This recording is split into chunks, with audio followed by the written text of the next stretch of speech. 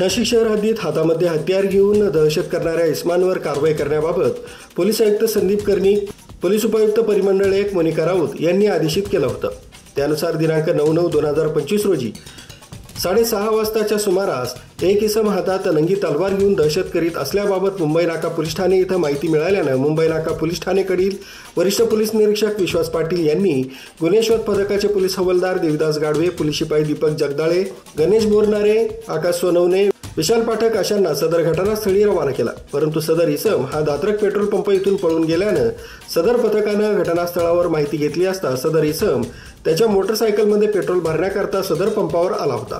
त्यानं तिथे 100 रुपयाची फाटलेली नोट दिल्यानं त्याचे पेट्रोल पंप कर्मचारी यांच्यासोबत वाद झाले। याचा राग येऊन सदर इस्मानं घरी जाऊन तलवार आणली आणि पेट्रोल पंप इथं दहशत करून पेट्रोल पंप इथं पेट्रोल भरण्याकरता आलेले फिर्यादी सुनील एकनाथ पगारे वय 33 वर्ष राहणार उपनगर नाशिक यांच्या डोक्यात नंगी तलवार मारून जीवे ठार मारण्याचा प्रयत्न केला। परंतु त्यांच्या डोक्यामध्ये हेल्मेट असल्यानं त्यांचा जीव वाचलाय। त्यावर मुंबई नाका पोलीस ठाणे इथं गुन्हा दाखल करण्यात आला।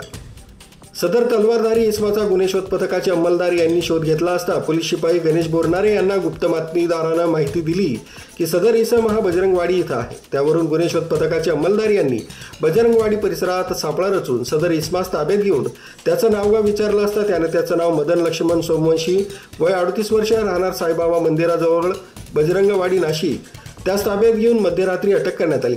त्यास न्यायालयानं 13/11/2025 पावेतो पोलीस कोठडी रिमांड दिली आहे। मुंबई नाका पोलिसांनी तत्काळ कारवाई करून तलवारधारी आरोपीचा शोध घेऊन अटक केल्यानं बोधलेनगर परिसरातून नाशिक पोलिसांचं कौतुक होत आहे।